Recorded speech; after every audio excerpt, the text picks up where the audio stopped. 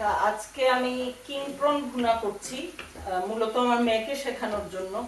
সে খুব করে শিখতে চাচ্ছে এটা, তো আমি দেখাচ্ছি কি কি উপকরণ আছে এখানে।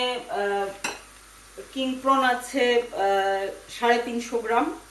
এভাবে আমি পিছনটা কেটে মলটা পরিষ্কার করে নিয়েছি, খোসা ফেলিনি, কারণ চিংড়ি মাছের খোসা আমার মেয়ে খুব পছন্দ করে, আমিও খুব পছন্দ করি।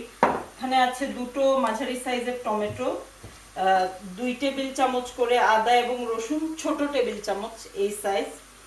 এবং এখানে আছে দেখতেই পাচ্ছেন মরিচের গুঁড়া, কারি পাউডার, ধনিয়ার গুঁড়া এবং হলুদের গুঁড়া। হলুদের গুঁড়া 1 চামচ থেকে একটু কম, বাকি 3টে 1 চামচ করে। আর নারিকেলের দুধ আছে, কোকোনাট মিল্ক, চাইলে দেয়া যেতে পারে, কি বলে, কুড়ানো নারিকেল বা বেটে নেওয়া নারিকেল দেওয়া যেতে পারে। আচ্ছা, এখানে আমার পেঁয়াজটা আমি একটু আগে থেকে ভেজে নিয়েছি সময় কম লাগার জন্য। তো পেঁয়াজটাকে খুব বাদামি করে ভেজে নিতে হবে। পেঁয়াজ আছে এখানে আধ কাপ, প্রায় ছোট কাপে 1 কাপ পেঁয়াজ, আর মনে করেন মাঝারি সাইজের 2.5টা পেঁয়াজ, দুটো এবং অর্ধেক। পেঁয়াজটাকে আমি খুব বাদামি করে ভেজে নিয়েছি। যে কোনো ভুনার জন্য পেঁয়াজ বাদামি করে ভাজা খুব জরুরি। আর তেল এখানে দেখতে পাচ্ছেন, দেখতে একটু বেশি মনে হচ্ছে। অনেকে স্বাস্থ্য নিয়ে দুশ্চিন্তা করেন, তেল কম খাওয়ার চেষ্টা করেন। তো আমিও মানে আমার স্বাস্থ্যের আমি খুবই যত্ন নিই, এর জন্য আমি তেল কম খাওয়ার চেষ্টা করি। বিশেষ করে চিনি একেবারেই না খাওয়ার চেষ্টা করি, ভাত কম খাই, কিন্তু ভুনা যখন খাই তখন আমি তেল একটু বেশি দিয়ে ভুনা করি, যেরকম করা উচিত। আচ্ছা, দেখতে পাচ্ছেন পেঁয়াজ আমার ভাজা হয়ে গেছে, বাদামি হয়ে গেছে একদম। অল্প একটু ফুটানো পানি দেবো, এতে পেঁয়াজটা গলে যায় খুব সুন্দরভাবে। কি দারুণ একটা শব্দ হচ্ছে। এখন আমি আদা এবং রসুনটা দিয়ে দিচ্ছি। আদা রসুনটা 5 মিনিট ভেজে নেব।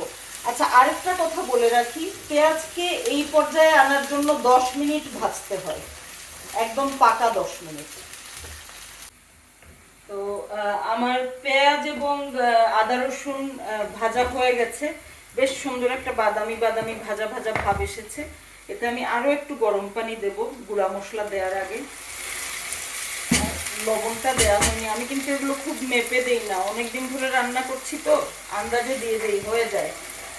আর তেলের পরিমাণ এখানে আছে 1/2 কাপ, আর পেঁয়াজের পরিমাণ আছে 1 কাপ থেকে একটু কম। টমেটো দিয়ে দিচ্ছি, কাঁচামরিচ দিয়ে দিচ্ছি এবং আমার গুঁড়া মশলা।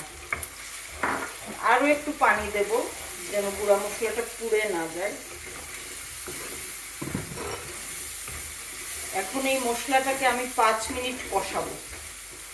এর মধ্যে আমার ছুরিটা গেল কই, নাগামরিচ আমার খুব প্রিয় একটা উপকরণ। আমি খুব অল্প নাগামরিচ সব কিছুতে দিই, দারুণ একটা ঘ্রাণ আসে। ঝালটা যেন কম আসে আর ঘ্রাণটা যেন থাকে আর কি। একটু নাগামরিচ দিলাম, আমি শুধু নিজে খেলে আরো অনেক দিতাম, কিন্তু এই রেসিপিটা আমি আমার মেয়ের জন্য করছি, যে গলদা চিংড়ি রান্না বা কিং প্রন রান্না শিখতে চাচ্ছে, তো দেখে আমি মরিচ আর দিলাম। এটা 5 মিনিট আমি কষাবো। তো আমার সমস্ত মশলা 5 মিনিট কষানো হয়েছে, এখন আমি চিংড়িটা দিয়ে দিচ্ছি। রংটা দারুণ এসেছে, একদম আমার মন মতো।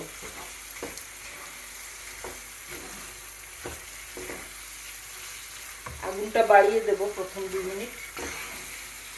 তো আমি আমার যে চ্যানেলের যে উদ্দেশ্যটা, চ্যানেলের নাম দিয়েছি গ্রো উইথ জেসমিন। মূলত উদ্দেশ্য হচ্ছে যে আমাদের যে হারিয়ে যেতে বসা দেশি শাকসবজি, সেগুলো আমি ফলাই এবং রান্না করি, বন্ধু বান্ধবদেরকে নিয়ে খাই বিলেতের মাটিতে বসে। সেটা ভবিষ্যৎ প্রজন্মের জন্য এই কৌশলগুলো, এই জীবন প্রক্রিয়াগুলো ধরে রেখে যেতে চাই। আবার যেহেতু ভবিষ্যৎ প্রজন্মের কথা আসছে, তো তাদের পছন্দের জিনিসটাও দেখতে হয়। আমার বাচ্চাদের ভীষণ পছন্দ চিংড়ি, বিশেষ করে খোসা সহ চিংড়ি। তো আমার মেয়েটা রান্না শিখতে চায় বন্ধুদেরকে খাওয়ানোর জন্য। তো যতবারই সে রান্না করে বলে, মা ঠিক মতো হচ্ছে না, ঠিক মতো হচ্ছে না।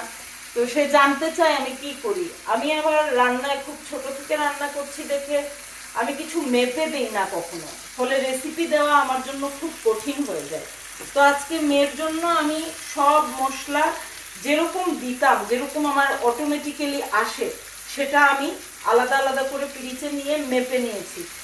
আমি এভাবে মেপে কখনো রান্না করি না, তো মেয়ের জন্য করছি এটা ধরে রাখার জন্য। আশা করি আমার মেয়ে আজকের এই ভিডিও দেখার পরে ঠিক মতো রান্নাটা করতে পারবে এবং বন্ধুদেরকে খাওয়াতে পারবে। আমি চিংড়ি মাছটাকে মশলার মধ্যে 4-5 মিনিট কষিয়ে নিয়েছি। চিংড়ি মাছ রান্না করতে খুবই কম সময় লাগে। এখন আমি একটু ফুটানো পানি দিয়ে দিচ্ছি।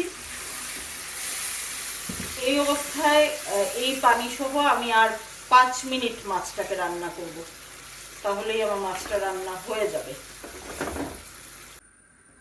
আচ্ছা, আমার রান্না প্রায় শেষ হয়ে এসেছে। 5 মিনিট রান্না হয়েছে পানির মধ্যে। এখন একদম শেষ অংশ,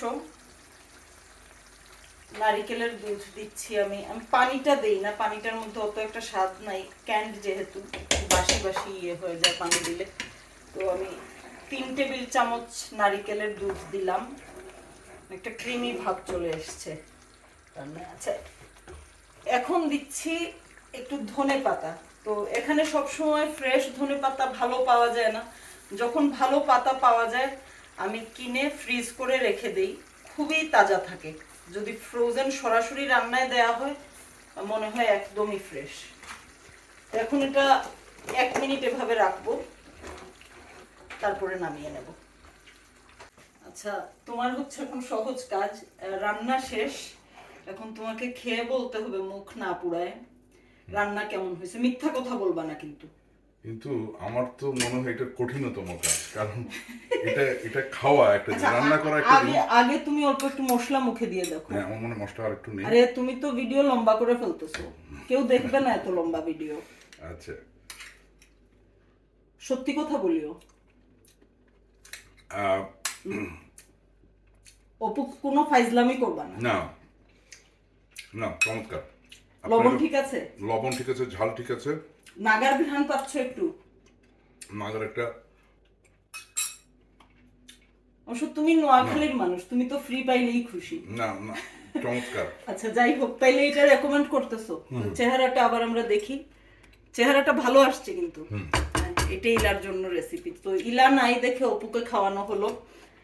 আশা করি ইলা সাকসেসফুল। আচ্ছা, একটা কথা শুধু শেষে বলি, আমি কিন্তু এত গুছিয়ে রান্না করি না, আমি পাগলের মতো রান্না করি। তো আজকে একটু গুছিয়ে করলাম, দেখতে যেন ভালো দেখায় আর আমার মেয়েও যেন একটা ভালো আইডিয়া পায়। ধন্যবাদ কষ্ট করে দেখার জন্য।